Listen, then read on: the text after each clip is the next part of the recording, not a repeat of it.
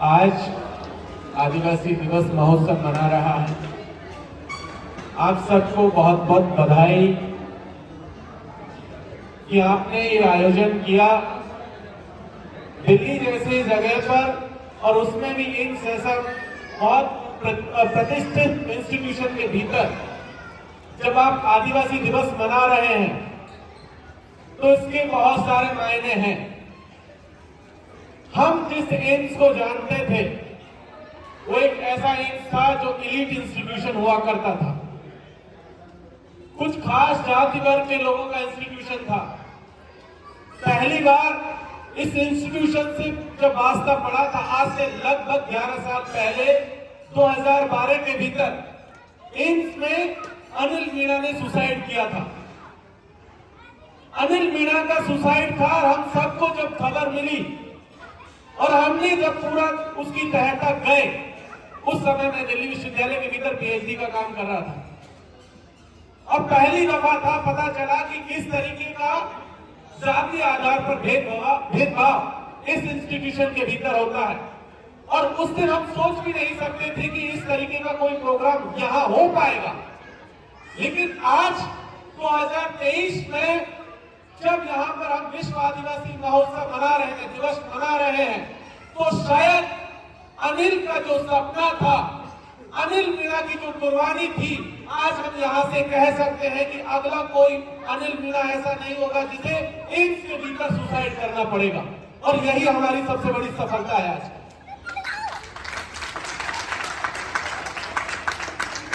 साथियों, विश्व आदिवासी दिवस, इसका मतलब क्या है और हम मनाते क्यों हैं? क्या सिर्फ कोई एक त्योहार है कि हम आए, सब लोग आए, अच्छा अच्छा पहने, जैसा कर सकते थे वो किया, बढ़िया जगह पर आपने मेन्यू रखा, अच्छा खाना रखा, क्या यही है? ऐसे तो हम बहुत सारी पार्टियों में करते हैं, बर्थडे की पार्टियों में भी करते हैं, शादी की पार्टियों में भी यही तौर तरीके हैं। अच्छा खाना, अच्छा पहनना, अच्छा नाचना, अच्छा कूदना, अच्छा भाषण, और उसके बाद चले जाते हैं। तो फिर विश्व आदिवासी दिवस और बाकी के दिनों में अंतर क्या, ये समझना बहुत जरूरी है। मैं जानता हूं कि विश्व आदिवासी दिवस के महत्व को हमारे लोग बहुत देर से समझे, लेकिन धीरे धीरे समझ रहे हैं। और अभी हम देख रहे हैं कि हमारे समाज के भीतर हो या समाज के बाहर हो, राजस्थान का हिस्सा हो, गुजरात हो, मध्य प्रदेश हो, झारखंड, छत्तीसगढ़, उड़ीसा, बंगाल तक लोग अब विश्व आदिवासी दिवस मना रहे हैं। और इसकी जरूरत इसीलिए पड़ी कि शायद आदिवासियों के ऊपर कोई खतरा है, उस खतरे को जानना पहचानना हमारे लिए बहुत जरूरी है। इसीलिए हम ये विश्व आदिवासी दिवस मनाते हैं। जब घोषणा आज से 40 साल पहले यूनाइटेड नेशंस के भीतर मीटिंग हुई, तब भी उनके जहन में एक चिंता थी कि देश और दुनिया में जो आदिवासी लोग हैं, इंडिजिनियस पीपल हैं, उनके ऊपर किसी तरीके का कोई खतरा है। उस खतरे को उजागर किया जा सके, उस लोगों को बताया जा सके कि किस तरीके का खतरा है। आज से 40 साल पहले ये वहां पर महसूस किया गया और आज से लगभग 30 साल पहले इसको रेगुलर तौर पर मनाने की शुरुआत हो गई कि हर साल 2 अगस्त को विश्व आदिवासी दिवस मनाएंगे और उस दिन आदिवासियों के हक और हुकूक की बात करेंगे। और आज भी हम वही कर रहे हैं। तो कौन सा ऐसा हमला है जिसे यहाँ पर जानना बहुत जरूरी है? आज की तारीख में हमारे ऊपर 2 तरीके का हमला सबसे बड़ा है। एक हमला हमारे ऊपर सरकारों की तरफ से होता है, जहां हमारी जो पहचान है, जो वजूद है, उसको खत्म करने का खेल चलता है। दूसरा हमला या तो पॉलिटिकल पार्टी की ओर से होता है या फिर गैर आदिवासी जो समाज है उनकी तरफ से होता है, जो कि पूरी तरीके से कल्चरल हमला है। ये 2 तरीके का हमला है। पहले अगर कल्चरल हमले की बात करें तो आज की तारीख में देख लीजिए कि हमारे अंदर, हमारे समाज के अंदर कितनी आदिवासियत बची हुई है। हमारी भाषा, बिना भाषा के जो हमारी भाषा थी, मीठी बोली जिसको हम लोग कहते थे, उसका क्या हुआ? हम आज की तारीख में अपने घरों में भी वो अपने बच्चों के साथ भी मीठी बोली में बात नहीं करते। बाहर की तो छोड़ दीजिए, हमारा पहनावा, उसका क्या हुआ? हम वो छोड़ चुके हैं। हमारा खान पीन उसका क्या हुआ, वो हमने कंप्लीटली छोड़ दिया है। हमारा इतिहास उसका क्या हुआ, हम उसको भुला चुके हैं। हमें पता ही नहीं कि हमारा इतिहास है क्या दरअसल। हमें किसी ने एक आर्टिफिशियल बीच में कोई व्यक्ति आता है, एक संस्थान के लोग आते हैं, आरएसएस और बीजेपी के लोग आते हैं और एक नई नई चीजें हमारे सामने परोस करके चले जाते हैं और हम उसी को इतिहास समझ करके घूम रहे हैं। और हमने देखा किस तरीके से हुआ। पूरा इतिहास तो हमारे पास हो सकता है, हमारे बारे में किताबों में बहुत ज्यादा नहीं लिखा गया हो, लेकिन आप सब लोग जानते हैं कि आप सबके गांव में, घरों में हर साल, अगर एक साल नहीं तो अगले साल जागा आते हैं और वो जागा आपको आपका ओरिजिनल इतिहास बताते हैं, जिसमें सुनने में किसी की कोई दिलचस्पी नहीं होती। वो आता है 15-20 मिनट, वो कुछ कहना शुरू करता है, इतने में कहते हैं खत्म कीजिए, आपका खाना तैयार है, खाना लीजिए, पैसा लीजिए, कपड़े लीजिए और जाइए। क्योंकि आपको कोई रुचि नहीं है उसको जानने में। आपको ये नहीं जानना कि आपके दादाजी, उनके दादाजी के उनके दादाजी वो कहां से आए थे, वो क्या करते थे, उनके नाम क्या थे, उनका क्या योगदान था इस समाज को बनाने में, इस देश को बनाने में। आपका गांव कहां से आया, कहां से आपके पूर्वज माइग्रेट हुए, किसी को कोई रुचि नहीं। हमारी रुचि किस चीज में है?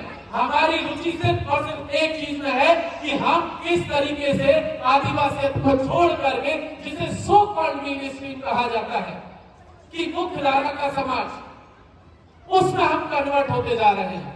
उसमें कोई बुराई नहीं है, एकदम चले जाइए, आपको तौर तरीके आने चाहिए, लेकिन इसका मतलब ये नहीं है कि आप जो अपनी ओरिजिनल चीज है उनको छोड़ दें। और आपने जब छोड़ा तो उसका नतीजा क्या हुआ? उसका नतीजा ये हुआ कि आरएसएस आया और आरएसएस ने आपको आकर के एक दीन भगवान पकड़ा दिया। आप सब ने दीन भगवान पकड़ लिया और आप ज्यादातर लोग, आप गांव में देख लीजिए, लगातार पिछले लगभग 40 साल से, और 40 साल से भी कम समय से अगर कहें तो, पहला मीन भगवान का एक मंदिर देखता है जो चौथे बरवाड़ा के आसपास माधोपुर में है, जो 1987-88 का है। 13 साल उधर और 23 साल इधर, लगभग 36 साल हुए पहला मीन भगवान का मंदिर आता है। और उसके बाद से हर साल मीन भगवान के नहीं तो किसी और भगवान के नाम पर करोड़ों के मंदिर कर मंदिर बनाते जा रहे हैं। आप क्या करते हैं? नौकरी पेशा लोगों से कहते हैं भाई एक दिन की तनख्वाह दे दीजिए, एक महीने की तनख्वाह दे दीजिए, या तो आप दे देते, नहीं तो आपके पिताजी दे देते, नहीं तो आपके दादाजी आप पैसा दे देते कि नहीं हमारा बेटा नौकर है, हम तो इतनी बढ़ चढ़ करके बोली लगाएंगे। और क्या हुआ? आपका पैसा, आपके मेहनत का पैसा आपने एक गलत चीज को प्रमोट करने में लगा दिया। अगर आप नौकरी नहीं करते हैं तो आप अपने घर में से अनाज देते हैं। जब अनाज नहीं देंगे तो कुछ नहीं होगा, तो तूड़ी बेच करके देंगे। ये तूड़ी वाला इसलिए कहना जरूरी है कि पिछले दिनों एक बड़े ब्यूरोक्रेट ने राजस्थान के भीतर कहा था कि निगाह, अगर आपके पास पैसा नहीं है तो तूड़ी बेच दीजिए और तूड़ी बेच करके जो पैसा आए उसको मंदिर बनाने में लगा दीजिए। ये जो मंदिर बनाने के लिए जो ब्यूरोक्रेट, जो अब रिटायरमेंट के कगार पर पहुंच चुके हैं, जिन्होंने 40 साल सिर्फ और सिर्फ या तो सरकार की सेवा की या खुद की सेवा की, अचानक के रिटायरमेंट के समय में याद आने लगता है कि हमें समाज सेवा भी करनी है, क्योंकि जो पैसा इतने 40 सालों में कमाया है ना, कुछ एक नंबर से, कुछ 2 नंबर से, अब उसको तो समाज सेवा में खर्च करना। और समाज सेवा का तरीका सिर्फ एक है, वो है चुनावी राजनीति की, कहां से टिकट जुगाड़ किया जाए और टिकट जुगाड़ करके और फिर वो जैसे ही चुनाव जीते फिर समाज सेवा करना शुरू करते। और उन्होंने इस चीज को सबसे ज्यादा प्रमोट किया। और साल दर साल आप देखेंगे तो किसी ने मंदिर बनाए, किसी ने सभामणि की, किसी ने कुछ और सप्ताह करी, किसी ने कुछ और किया, और इस तरीके से जो ओरिजिनल आपकी चीजें थी उसको आप छोड़ दिए और एक नए तरीके की कल्चर में आप ढलते हुए चले गए। किसने डाला, किसका फायदा हुआ? क्या आपका इससे फायदा हुआ? आप सब लोग जानते हैं कि मंदिर से किसी का कोई फायदा नहीं होता, खास करके आदिवासी समाज का तो बिल्कुल नहीं। अगर मंदिरों ने किसी का भला किया है तो मंदिर में पूजा करने वाले पुजारी का, उस चढ़ावा लेने वाले व्यक्ति का और उसके आसपास जो रहने वाले जिनकी दुकानें बनती है उन लोगों का भला हुआ है। आप सब जानते हैं कि मेहंदीपुर बालाजी का मंदिर देखा है किसी ने? कितने मीनाओं को नौकरी मिल रही है वहां पर, कितने मीना उस मंदिर के भीतर पुजारी है, कितने मीनों की दुकान है उस मंदिर के आसपास, कितनों की धर्मशालाएं हैं। आप सबकी बिल्कुल नहीं है, लेकिन वो जमीन है आपकी, वो घर वहां पर आपके, और जब बनाया तो वो पैसा भी आपका। लेकिन क्या हुआ, वो सब छीन लिया और उन्होंने अपने मार्केट बना लिए।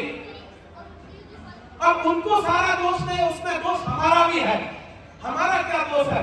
हम जीवन भर हमारे पिताजी लोग, माताजी लोग, दादा दादी सब लोग और आस पड़ोस के सारे लोग मिलकर के हमारे बच्चों को, हम सबको पढ़ाते हैं, कुछ पैसा देते हैं, कुछ हौसला अफजाई करते हैं, और जैसे ही बेटा नौकरी लगता है, बेटी नौकरी लगती है, पहली तक वो आकर के ही मंदिर में चढ़ावे में चली जाती है।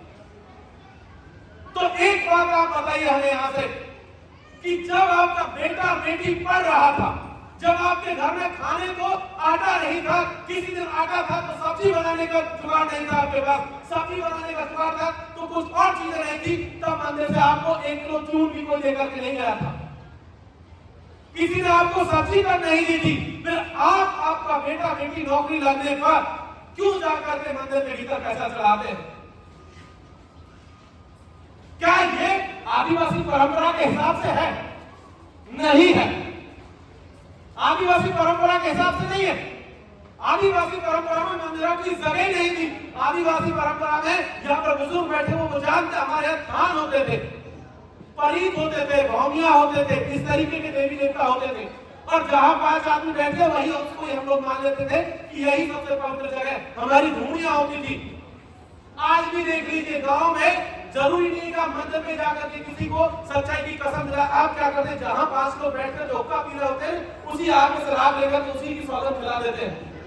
उसका क्या मतलब होता है? उसका मतलब होता है हमारी वो परंपरा थी जिसको हमने छोड़ दिया और हम एक दूसरे डायरेक्शन में चले गए, और उसका खामियाजा हमारे लोगों ने भुगता, क्योंकि हमारे लोगों को अंधविश्वास की तरफ धकेल दिया गया। लोग हमारे अंधविश्वास में घुसते चले गए, और नतीजा ये हुआ, आप हर साल देखते हैं सावन के महीने में कोई जो है सौरोजी की यात्रा करने जा रहा है, कोई 4 धाम यात्रा में निकल गया है, कोई इतनी दूर नहीं जाता है तो अपने छाती केवल लोड करके और पूरी जो है घर से लेकर मंदिर तक परिक्रमा दे रहा है। ये जो खेल था, क्या आदिवासी परंपरा में ये सारी चीजें थी? नहीं थी, लेकिन हमने बाहर से आयातित किया, उसको एक्सेप्ट कर दिया और हम भी उस पर शुरू हो गए, और उसका नतीजा हमारे लोग आज तक भुगत रहे हैं।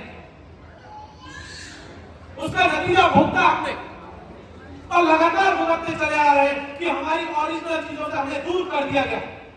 सिर्फ इतना ही नहीं, कल्चर में आपने ये सारी चीजें छोड़ी, भाषा छोड़ दी, संस्कृति को छोड़ दिया, पहनावा छोड़ दिया, खान पीन छोड़ दिया। आप में से बहुत सारे लोग जानते होंगे हमारे खान पीन में क्या था।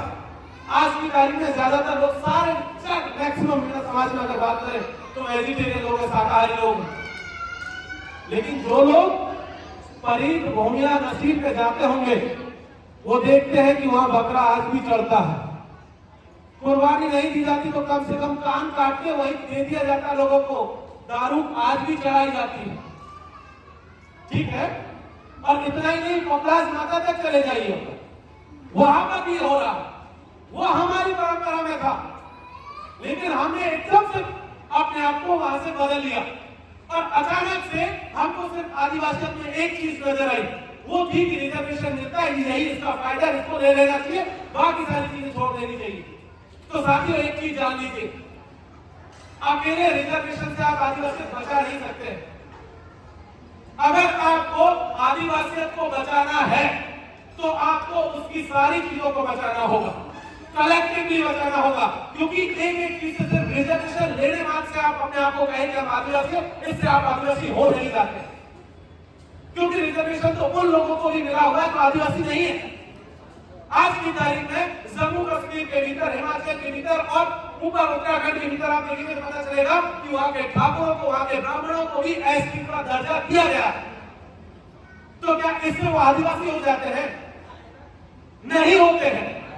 इसीलिए सवाल करना जरूरी है कि विश्व आदिवासी दिवस के मौके पर हम लोग यहाँ पर हैं तो हम लोग सच में आदिवासियत की बात करें और उसको जिंदा करने की कोशिश करें, और तभी जाकर हम एक चीज और जान लीजिए, अगर आपने अपने टोटल व्यवस्था में आपके जो पूजा पाठ है उनको, आप में से बहुत सारे लोग, बुजुर्ग लोग जानते होंगे और भी बहुत सारे लोग जानते थे कि हर गोत्र की एक कुलदेवी हुआ करती थी, नहीं होती थी? हर गोत्र की एक कुलदेवी थी, हर गोत्र की एक घराड़ी हुआ करती थी। घराड़ी पेड़ होता था जिसको हम कभी नहीं काटते हैं, आज भी नहीं काटते हमारे मुल्क में। बहुत सारे अलग अलग किस्म के पेड़ हैं, उन पेड़ों को क्यों नहीं काटते हैं? उनके साथ हमारी एक कहानी जुड़ी हुई है, हर गोत्र की एक कहानी जुड़ी हुई है। और उन कहानियों में क्या है, हम कहते, हमारे पुरखे कहते हैं कि ये पेड़ तो इसलिए नहीं काटते हैं कि कभी इन्होंने हमें बचाया था, इन पेड़ों ने हमें बचाया था। कोई अकाल के दौर में हम इन्हीं को खा करके जिंदा रह रहे थे, कोई कुछ और कहानी बताता है। तो हमारा जो रिश्ता था जंगल से, जमीन से, पेड़ पौधों से, हमने वो सारा रिश्ता अपने आप को खत्म कर दिया और खत्म करके हम अपने आप को जो है दूर कर दिया। इसलिए ये कल्चर हमले के खिलाफ भी एकजुट होने की जरूरत है। अब आते हैं दूसरा पॉइंट जिसमें सरकारी हमला आपके ऊपर है।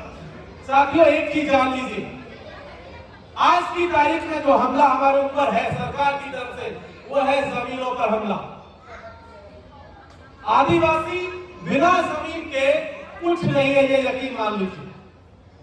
अगर आपके पास जमीनें नहीं हैं तो आप अपनी आदिवासियत साबित नहीं कर पाएंगे, ये यकीन मान लीजिए। क्योंकि बिना जमीन आपका प्रकृति से क्या प्रेम है आप साबित नहीं कर सकते। बिना जमीन के आपके कौन से देवी देवता है आप ये प्रूव नहीं कर सकते हैं। बिना जमीन के आपका जानवरों के साथ क्या रिश्ता है वो आप प्रूव नहीं कर सकते हैं। बिना जमीन के आप अपने जो पुराने कस्टम्स है उनको नहीं प्रूव कर सकते हैं। लेकिन सरकार क्या करे, आपकी जमीनें छीन रही है। अभी आप सब जानते हैं, जो लोग दिल्ली मुंबई एक्सप्रेस में से अपने घर जाते हैं ना, घर जाते हैं तो ये एक्सप्रेस पे बना हुआ है, किसकी जमीनों पे से निकला है? ये किनकी जमीनें हैं? ये आदिवासियों की जमीनें हैं। और सिर्फ अभी तक जो जमीन आपको दिख रही है उस एक्सप्रेस में का जिसका आप मजा ले रहे हैं, सिर्फ मामला यहां तक सीमित नहीं है। इसी सेशन में पार्लियामेंट अभी चल रही है। अभी लगभग एक हफ्ते पहले इस देश के संसद ने कानून पास किया है और कानून पास करके पता है क्या कहा? उन्होंने कहा है कि जितने भी एक्सप्रेस वे इस देश के भीतर बने हुए हैं, जितने भी रेलवे के ट्रैक बने हुए हैं, उन सब के आसपास की जमीन, सिर्फ वो ट्रैक और रोड नहीं, उसके आसपास की जमीनें भी सरकार जिस दिन चाहे उस दिन आपसे ले लेगी। अभी तक नहीं ले सकती थी। क्यों नहीं ले सकती थी? इसलिए नहीं ले सकती थी क्योंकि इस देश के संविधान में 3-4 प्रोविजन ऐसे थे जिसमें के जरिए आपकी जमीनें कोई दूसरा नहीं छीन सकता था। ये एक चीज तो आप जानते हैं ना कि ST SC की जमीनें कोई दूसरा नहीं खरीद सकता है, ये तो आप जानते हैं ना।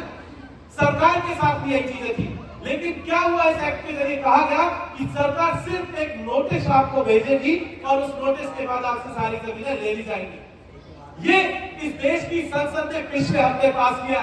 तो जो आप एक्सप्रेस पे देख रहे हैं उसके दोनों तरफ कई किलोमीटर तक की जमीन है, जो आपकी जमीन है, जिस पर भले आप खेती कर रहे हैं, उसमें अभी भी आप जो है ना किसी भी तरीके का कोई व्यावसायिक गतिविधि उस पर नहीं कर सकते। इवन चाय का एक खोखा तक नहीं लगा सकते हैं, उसकी भी परमिशन आपको अपने खेत के भीतर नहीं है। वो किसके पास जाएगा? कौन वहां पर लगाएगा? तो वहां पर सरकार ने कह दिया यहां पर टाउनशिप डेवलप हो। टाउनशिप का मतलब यह हुआ कि रोड के दोनों तरफ बड़े बड़े पूंजीपति आएंगे, वहां कॉलोनियां बनाएंगे और उन कॉलोनियों में आकर के कौन लोग रहेगा हम सब जानते हैं। कम से कम ये तो जानते ही हैं कि हमारी औकात उस दिन नहीं होगी जिस दिन वो टाउनशिप डेवलप होगी, हम उसको नहीं खरीद पाएंगे। क्योंकि एक एग्जाम्पल मैं बताता हूं, यमुना एक्सप्रेस में जब बना था दिल्ली से आगरा होते हुए, तभी यहाँ पर बुलंदशहर के आसपास जो जमीनें बेची गई थी उनका जो सरकारी रेट, जिस रेट पर वो जमीनें किसानों से खरीदी गई, और उसके अगले साल जब पूंजीपतियों को वही जमीनें बेची गई तब उसके दाम में पता है कितना इजाफा हुआ था? जिस रेट पर वो जमीन खरीदी गई थी उसका 60,000 गुने दाम पर एक साल के भीतर वो जमीन जो है प्राइवेट प्लेयर्स को दे दी गई, पूंजीपतियों को दे दी गई। और आप सोचिए जिस जमीन को 60,000 गुना दाम पर सरकार ने पूंजीपति को बेचा है, वो पूंजीपति उसी जमीन में जब कोई घर बनाएगा, कोई दुकान बनाएगा, कोई कॉम्प्लेक्स बनाएगा, मॉल बनाएगा, तब उसको कितने दामों पर बेचेगा? क्या आप बता सकते हो उसमें से कितने आदिवासी उसको खरीद सकते हैं? एक भी नहीं खरीद सकते हैं।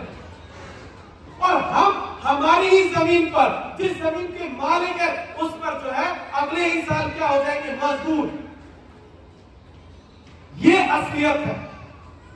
दूसरी चीज, इसी में सरकार ने क्या किया? पिछले साल पार्लियामेंट का सेशन चल रहा था, संसद का सत्र चल रहा था, एक और कानून पास किया जिसे कहते हैं वन्य जीव संरक्षण अधिनियम।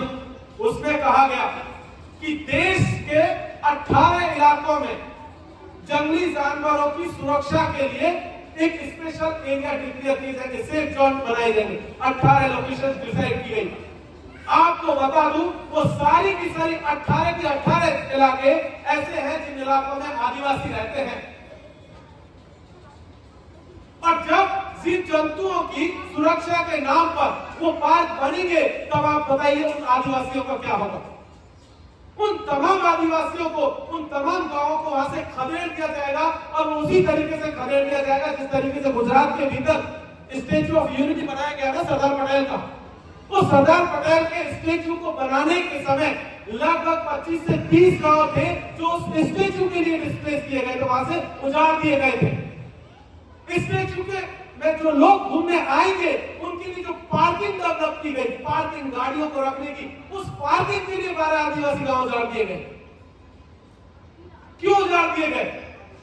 क्योंकि वो जमीन है या तो चरागाह की थी, ये सवाई चक की जमीनें थी, या ऐसी जमीनें थी जिन पर पट्टे नहीं थे आदिवासियों के पास। वो सारी जमीन आपसे छीन ली गई। और जब पट्टे की कहानी आती है, तो पट्टे की कहानी में भी एक कानून इस देश में बना था 2006 में।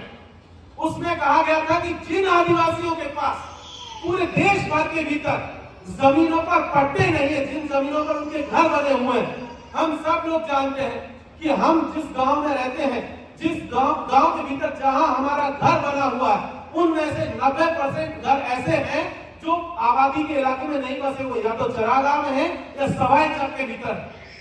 वो खातेदारी की जमीनों पर कुछ ही % घर है गांव में, लेकिन ज्यादातर चरागाह और सवाई चक में है। और उन सवाई चक और चरागाह पे कोई पट्टा आपको नहीं मिलता है, तो आपका घर 2006 में कानून ला करके सरकार ने कहा कि आप उस पर पट्टा ले सकते हैं। लेकिन क्या हुआ? इस देश के 3 बड़े पूंजीपतियों के एनजीओ सुप्रीम कोर्ट में 2007 में गए और उनके फेवर में 2019 में एक वर्डिक्ट आया। और वर्डिक्ट आने के बाद एक डेटा सामने निकल करके आया कि इस देश में लगभग 13 करोड़ लोग हैं। उन 13 करोड़ आदिवासियों में से, सिर्फ आदिवासियों की बात कर रहा हूं, उन 13 करोड़ में से मात्र 44 लाख आदिवासी ऐसे थे इस देश में जिन्होंने अपने घरों के पट्टे के लिए आवेदन किया था। सिर्फ 44 लाख। 44 लाख में से पिछले साल पार्लियामेंट के भीतर देश की सरकार ने कहा कि हमने मात्र 19 लाख लोगों को अभी तक पट्टे दिए हैं।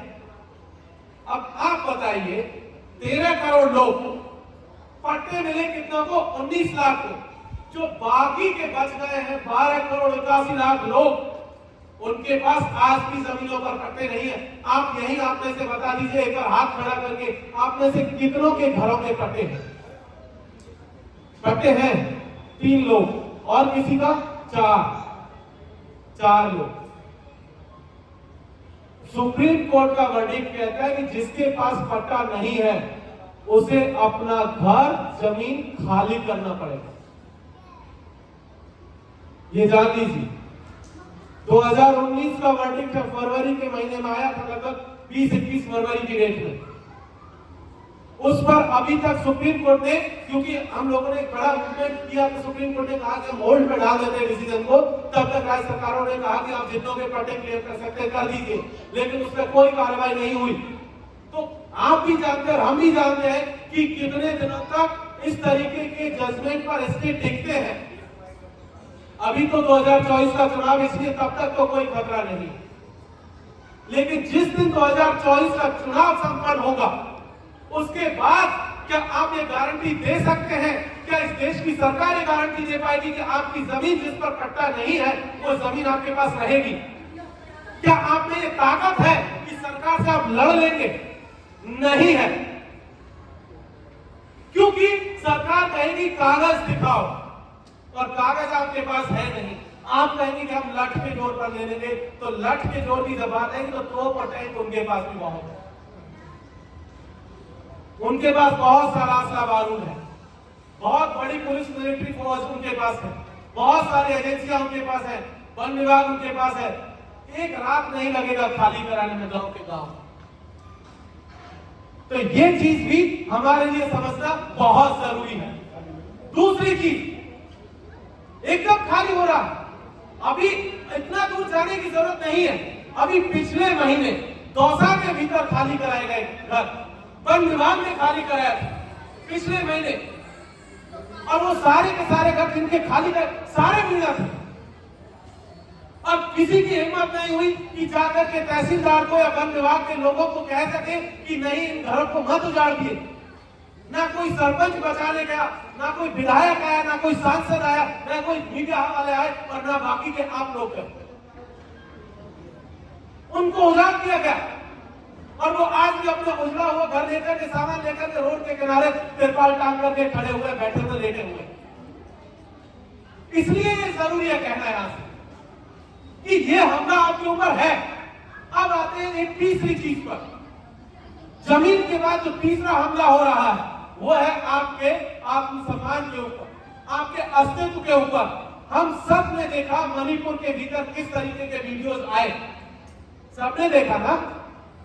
मणिपुर के भीतर 2 आदिवासी, एक ही वीडियो अभी तक सिर्फ आया है, पूरे लगभग 100 से ज्यादा दिन बीत चुके हैं। सिर्फ एक वीडियो ने इस देश के और पूरी की पूरी दुनिया के कान खड़े कर दिए कि वो वीडियो कितना खतरनाक था।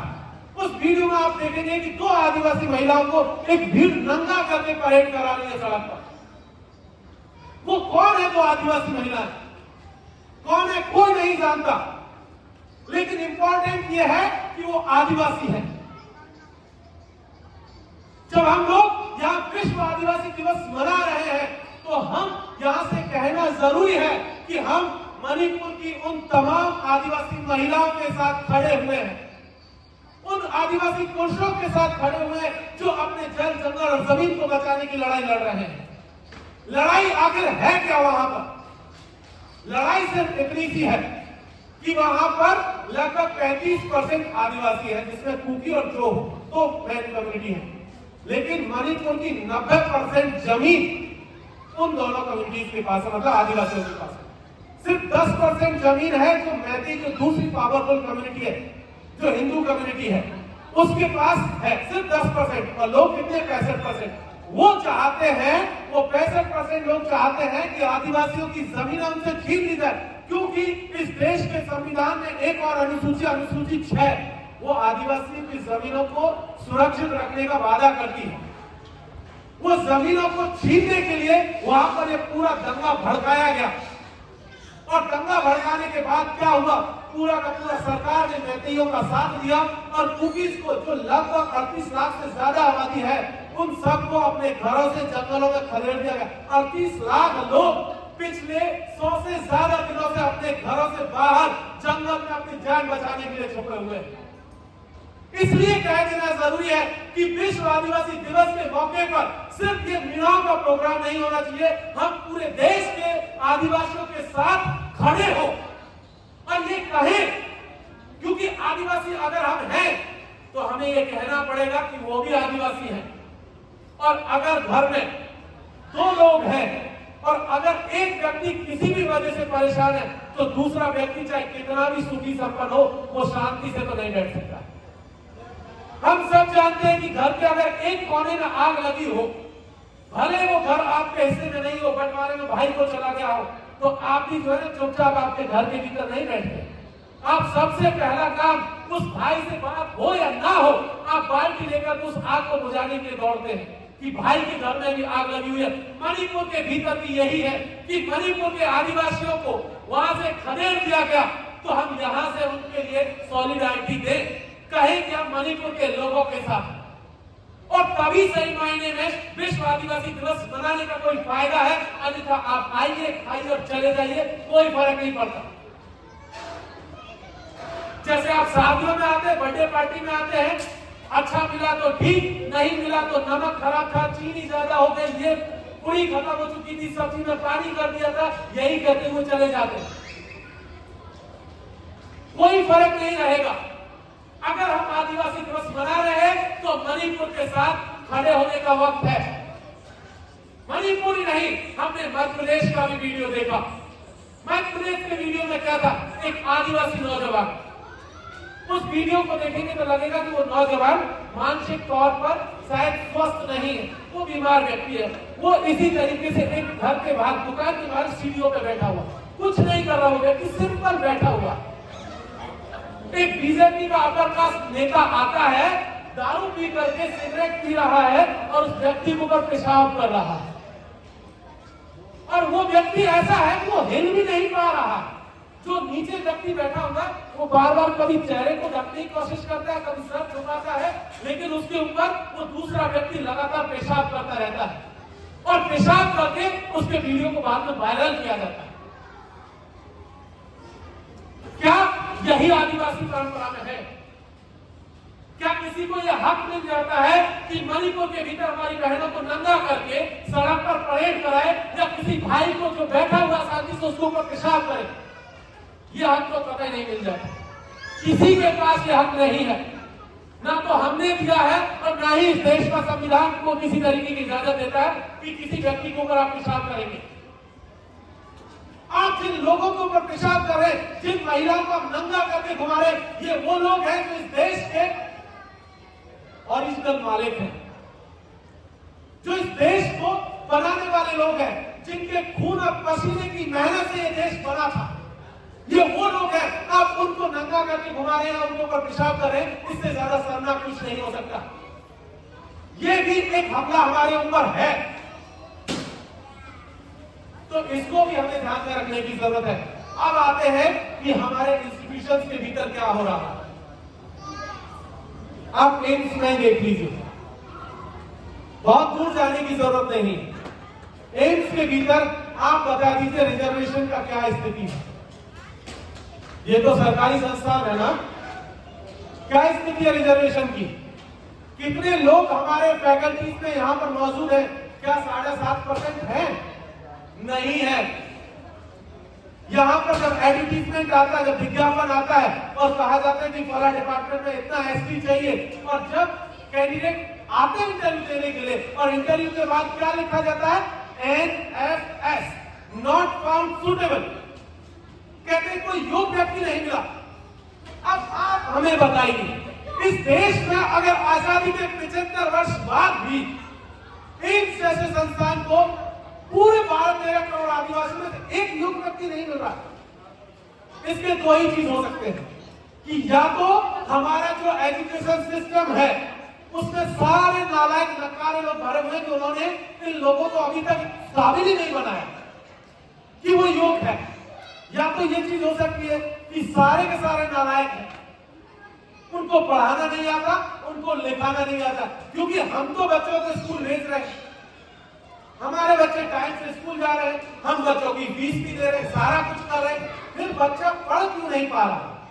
एक बच्चे का समझ सकते हैं कि हो सकता है कि बच्चा दिमागी तौर पर कमजोर हो।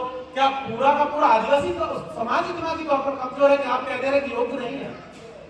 या तो ये चीज हो सकती है, या दूसरी चीज हो सकती है कि आप योग्य होने के बावजूद उनको लेना नहीं चाहते क्योंकि आपका जो दिमाग में जो जातीय जहर भरा हुआ है, आपके अंदर जो अपर कास्ट हेजेमनी भरी हुई है, वो हेजेमनी आपको इजाजत नहीं देती कि कोई आदिवासी अपने गांव से, खेत से, जंगल से उठ करके आपके बराबर आकर के कुर्सी पर बैठे, इसलिए आप उसको NFS करार देते हैं।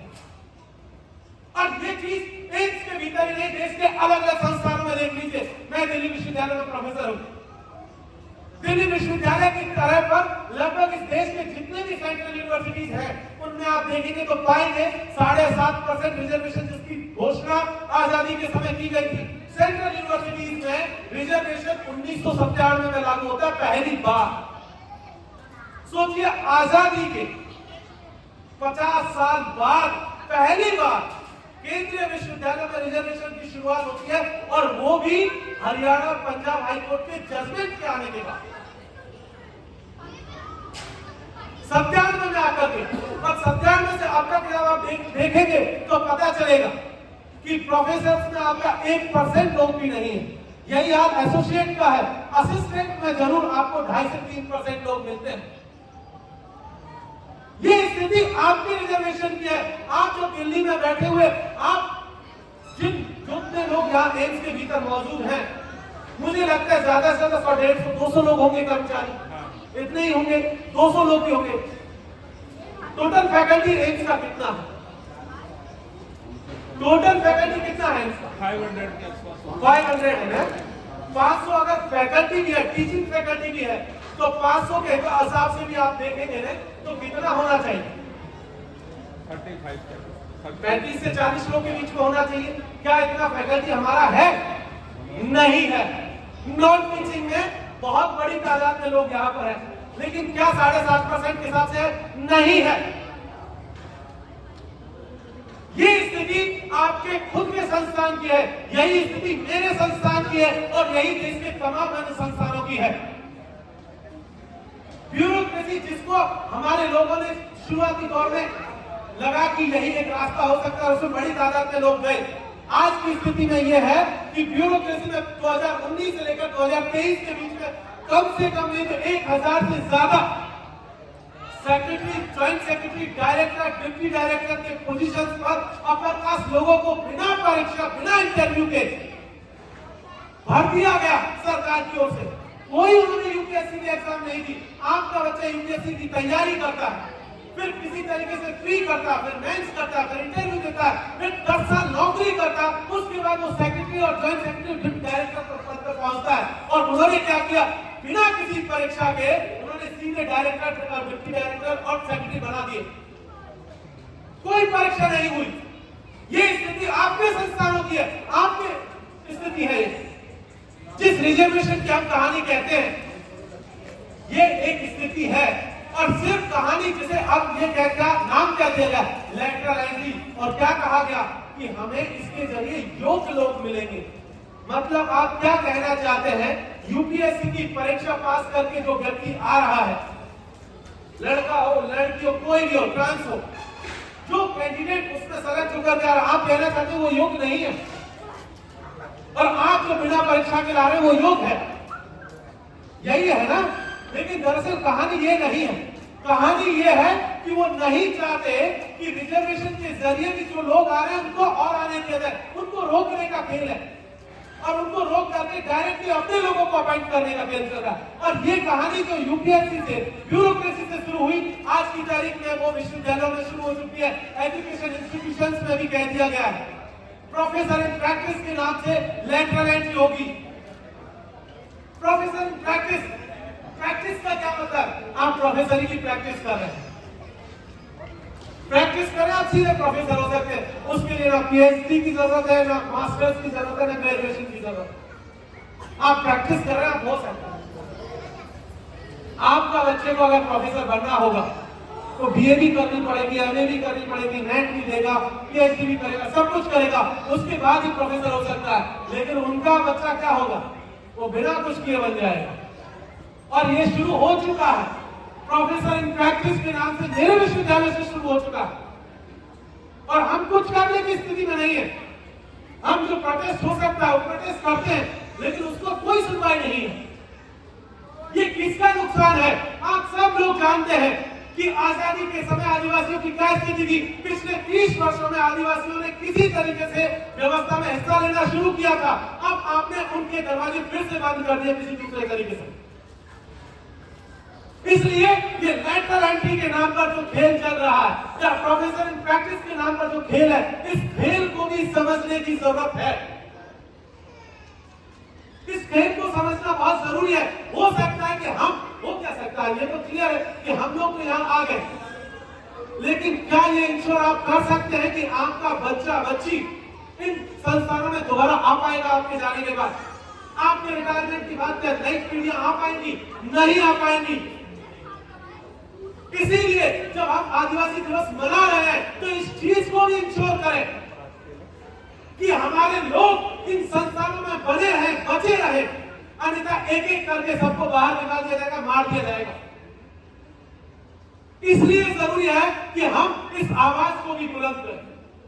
सिर्फ कहानी इतने में खत्म नहीं हो जाती।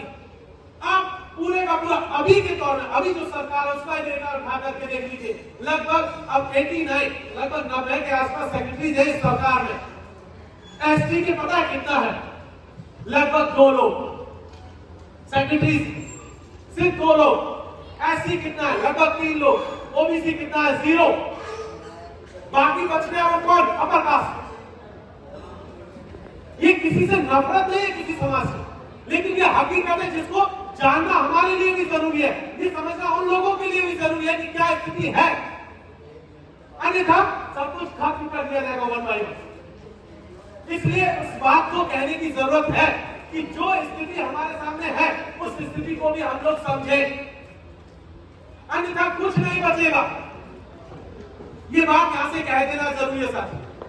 और आखिरी बात मैं कहकर के खत्म करूंगा कि ये जो पूरा का पूरा खेल चल रहा है, संस्थान दर संस्थान, गांव दर गांव, शहर दर शहर, उसमें आपको खत्म करने की साजिश चल रही है। उसी तरीके से खत्म किया जा रहा है जिस तरीके से आप देख लीजिए अमेरिका के भीतर वहां के ओरिजिनल जो आदिवासी थे उनको खत्म कर दिया गया, ऑस्ट्रेलिया के भीतर उनका ओरिजिनल आदिवासियों को खत्म कर दिया गया। वो यहाँ पर भी उसी तरीके से खत्म करने की कोशिश कर रहे हैं। एक दिन जब जमीनें छीनेंगे आपका सब कुछ खत्म हो जाए तो कुछ नहीं बचेगा। इसलिए उसको बचाने की जरूरत है, इसीलिए बचाने की जरूरत है।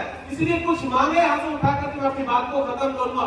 पहली चीज तो इस देश के आदिवासियों की तरफ से हमें उठानी चाहिए कि इस देश में, इस संविधान में अनुसूची 5 और 6 जिसका जिक्र आता है, जो हमारे आदिवासियों की जमीनों को सुरक्षित रखने का वायदा करता है, उस अनुसूची 5 और 6 का विस्तार उन गांवों तक भी किया जाए जिन गांवों में 50% से ज्यादा आदिवासी रहते हैं। अगर वो अनुसूची लागू होती है तभी हमारी जमीनें बचेंगी, अन्यथा नहीं बचेंगी। पहली चीज।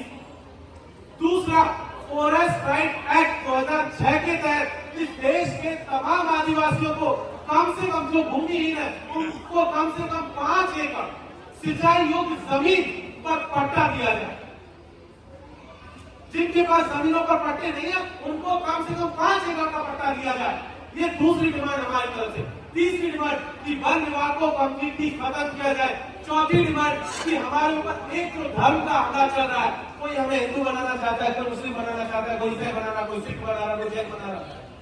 एक चीज यहां से कह देना जरूरी है, इस देश में आजादी से पहले हमारे लिए एक सेपरेट रिलीजियस कोड हुआ करता था, जिसे या तो ट्राइबल कोड कहते थे या इंडिजिनियस होता था, एनिमिस्ट होता था। इस तरीके के कुछ टॉप इस्तेमाल होते थे, ये हमारे लिए सेपरेट हुआ करते थे। आजादी के बाद उसे खत्म कर दिया गया। इसीलिए यहाँ से कहना जरूरी है कि जब भी आगामी जनगणना हो तो उसमें हमारे लिए सेपरेट रिलीजियस कोड की जो है कॉलम रखा जाए।